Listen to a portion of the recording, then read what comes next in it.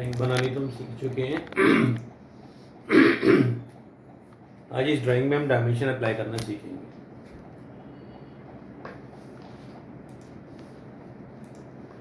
Dimension बहुत important part है drawing का, राइट। जैसे कि आपने देखा कि कोई भी ड्राइंग हमारी बिना डायमेंशन के कंप्लीट हो ही नहीं सकती। ये देखो, जैसे इस ड्राइंग में आप देख रहे हो सारे डायमेंशन की हुई है ना। अगर ये सारा डायमेंशन वाला पार्ट हट जाए यहाँ से, ये सब कुछ हटा दिया जाए, तो ड्राइंग यूजलेस है, मीनिंगलेस है, इसका कोई मतलब ही नहीं रह जाता। तो ड्राइंग बहुत इंपॉर्टेंट पार्ट, डायमेंशन बहुत इंपॉर्टेंट पार्ट होता है ड्राइंग का। सो सबसे पहले हम डायमेंशन की ज्योमेट्री समझेंगे। जो लाइंस आप इसमें रेड कलर में देख रहे हैं, इन्हें हम कहते हैं डायमेंशन लाइंस। ओके, वैसे कलर हम कुछ भी दे सकते हैं, समझाने के लिए आपको रेड बता रहा हूँ, कुछ भी कलर दिया जा सकता है। जो आप इसमें ग्रीन कलर में देख रहे हैं, इसे हम कहते हैं एक्सटेंशन लाइंस। और जो आप इसमें ग्रीन इस पे ब्लू कलर में देख रहे हैं, इसे हम कहते हैं डायमेंशन टेक्स्ट। तो तीन चीज़ें हमने देखी, dimension line in red, extension line in green and dimension text in blue. ठीक, अब हमने कमांड यहाँ पर देखिए, एनोटेशन में ये सब कुछ दिया गया आपको डायमेंशन टेक्स्ट लिखने के लिए।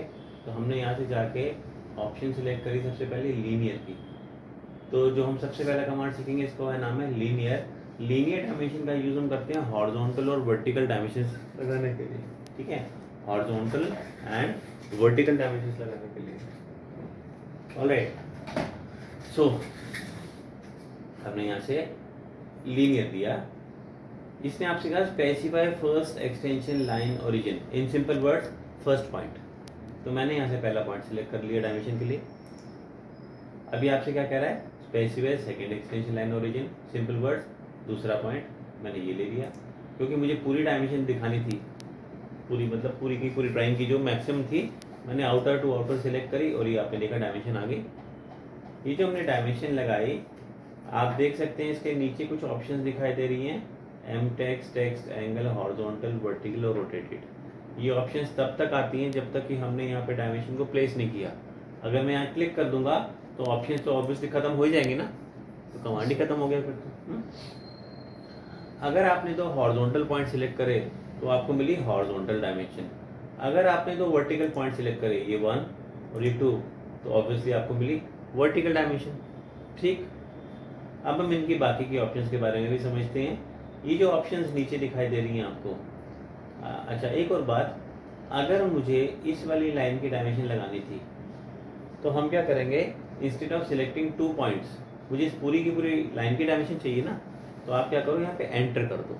एंटर करने पे क्या होगा, it will convert into a pick box, it will turn up into a pick box and you can directly go and select this.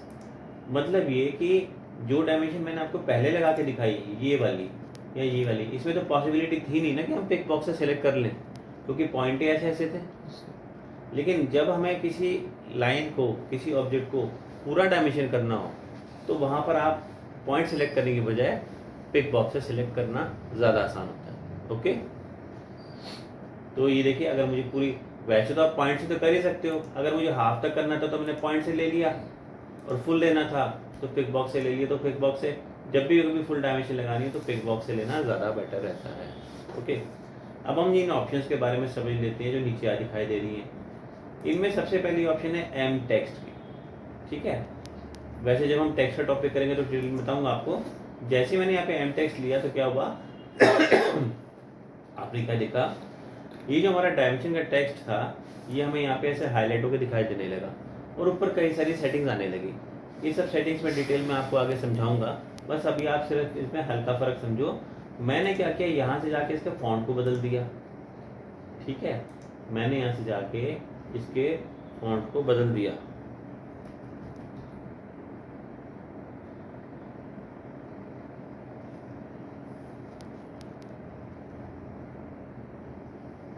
ये ले लिया मैंने सपोज, और मैंने इसके कलर को भी चेंज कर दिया। ये ब्लू कलर था ना, मैंने इसके चेंज करके कलर को भी बदल दिया और ओके कर दिया, क्लोज कर दिया यहाँ से, क्लोज।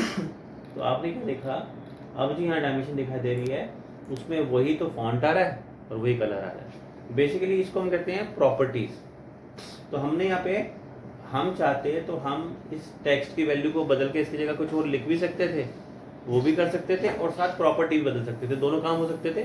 जैसे x की एक्चुअल वैल्यू जो थी, एक्चुअल वैल्यू 2.70 थी ना, मैं इसकी जगह कुछ और लिखना चाहता, अगर हम इसको 2.2 लिखना चाहते तो हम इसको ओवरराइड करके वो भी कर सकते थे। तो ये दोनों चीज़ें करता है, इससे हम वैल्यू भी चेंज कर सकते हैं हम टेक्स्ट में, और हम चाहें तो इसकी प्रॉपर्टीज भी बदल सकते हैं।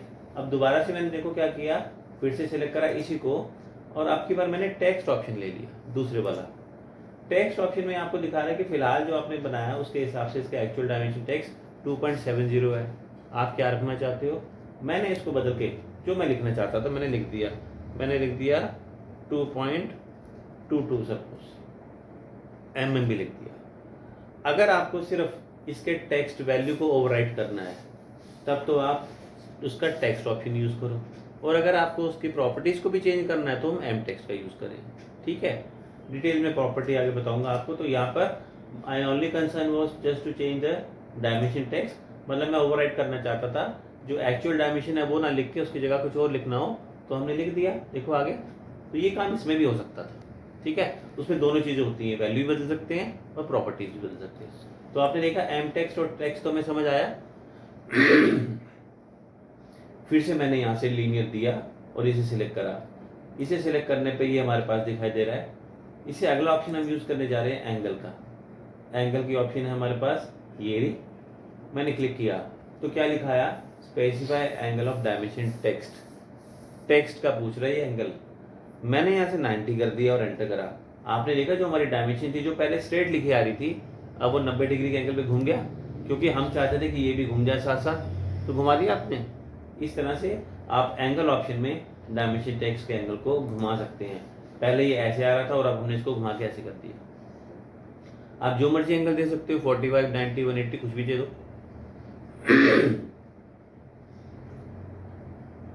फिर से हमने ये कमांड लिया। जब आपने दो हॉरिजॉन्टल पॉइंट सिलेक्ट करे थे तो उसको समझ आ गया था, उसने आपको हॉरिजॉन्टल डायमेंशन दी। जब आपने दो वर्टिकल पॉइंट सिलेक्ट करे थे तो उसने आपको वर्टिकल डायमेंशन दी।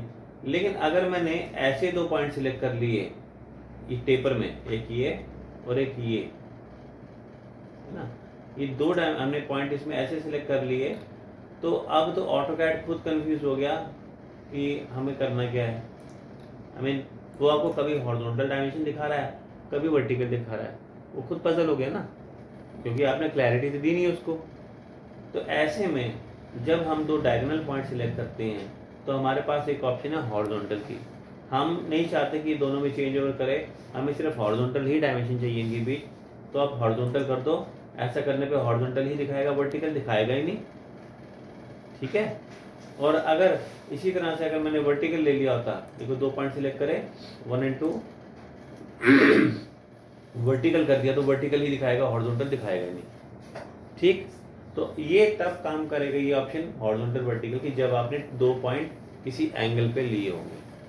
ऑलराइट, वैसे जो इसमें शुरू की तीन ऑप्शन है एम टेक्स्ट, टेक्स्ट और एंगल, ये तीन ऑप्शन आगे हर एक कमांड में बार बार रिपीट होती रहेंगी। तो ये मेनली हमारी यही यूज होती है, बाकी ऑप्शंस का यूज कम होता है। कितना क्लियर हो गया? अगला ऑप्शन मैं आपको रोटेटेड का बताऊंगा।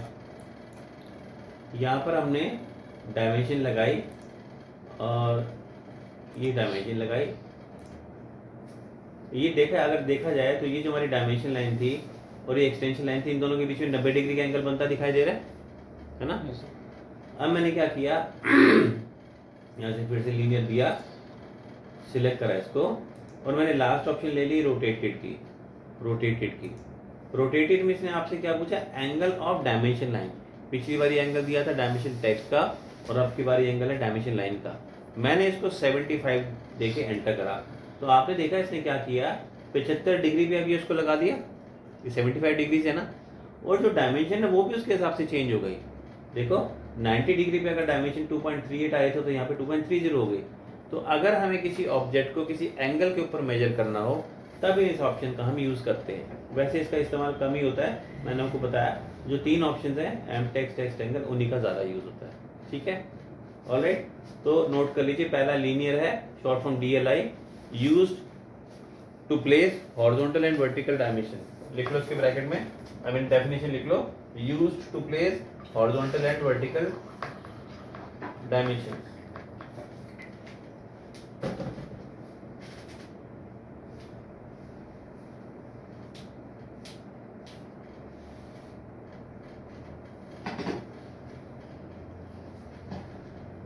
Used to place horizontal and vertical dimension.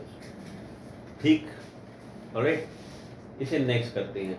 अब बात ये आ गई कि मुझे तो ये टेपर वाली लाइन की डायमेंशन करनी थी, ये टेपर है, अभी अभी हमने देखा लीनियर से तो हुआ नहीं था,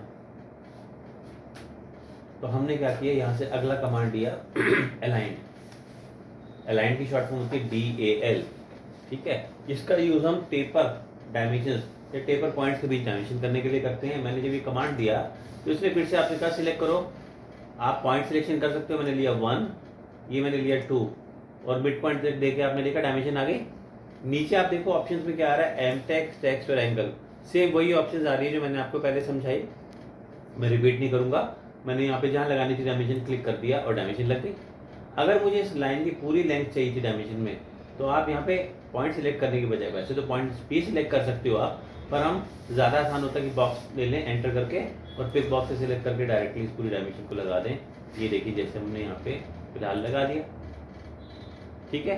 तो ये होती है अलाइन डायमेंशन। नोट कर लीजिए, use to place taper dimensions, TAPER।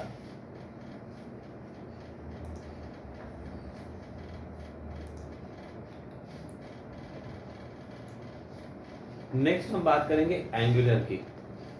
यहाँ पर आप देखो कि ये लाइन का एंगल बनता दिखाई दे रहा है, ये एंगल है। एंगल हमें बोला गया ड्राइंग में भी दिखा हुआ एंगल। आपने यहाँ से ऑप्शन लेना है तीसरा वाला एंगुलर, शॉर्ट फॉर्म DAN। इसमें आपसे कहा सिलेक्ट करो, इसमें या तो आप दो लाइंस को सिलेक्ट करो, एंगल तो दो लाइन के बीच में ही होगा ना, सिंगल लाइन में तो हो नहीं सकता। तो मैंने एक ये सिलेक्ट करा और एक ये सिलेक्ट करा। जैसे आपने सिलेक्शन करा आपने देखा इसकी डायमेंशन देखा, आपको एंगल दिखाई देने लगा 122 डिग्रीज का। अगर मैं इसको इस तरफ ले जाऊं तो ये पूरी लाइन सीधी 180 की होती है ना, तो 180 में से 122 माइनस कर देंगे तो 58 इस तरफ दिखा रहा है।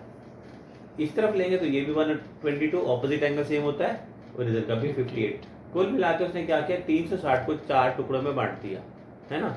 जो एंगल आपको चाहिए लगा लो, ये चाहिए, ये चाहिए, ये चाहिए या ये चाहिए, जो भी चाहिए आप यहाँ से जाके इसको लगा लो। मैंने यहाँ पे जाके इसको क्लिक कर दिया।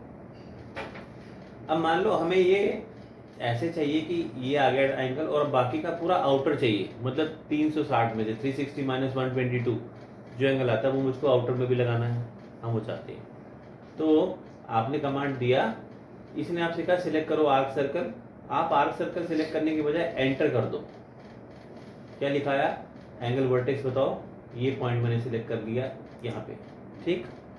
इसने कहा आपसे एंगल स्टार्ट पॉइंट बताओ, देखो क्या लिखा है, स्पेसिफाई एंगल एंड पॉइंट। एक पॉइंट मैंने यहाँ पे क्लिक करा इसके एरो के एंड पे और दूसरा पॉइंट मैंने यहाँ पे क्लिक करा इसके एरो के एंड पे। देखा आपने 235 दिखाया इसने, आ गया। तो अगर मुझे 360 को 4 टुकड़ों में नहीं बांटना था तो हम ऐसा भी कर सकते थे कि हम आउटर एंगल पूरा दे दें और जो है इसका इंटीरियर एंगल पूरा दे दें। ओके, ये था एंगुलर। अच्छा, आर्क के ऊपर भी काम करता है ये। आपने देखा जब इसमें हमने लिया था तो उसमें लिखा आता सिलेक्ट लाइन और आर्क, ये देखो लिखा आ रहा है आर्क। तो आर्क पे क्या काम करेगा, जैसे आर्क सर्कल 360 डिग्री का होता है तो आर्क उसका एक टुकड़ा है, 134 डिग्री का इसका आर्क था इंक्लूडेड एंगल, ठीक है। तो नोट कर लीजिए अगला जो है एंगुलर, ये it places angle between two lines और एन आर्क।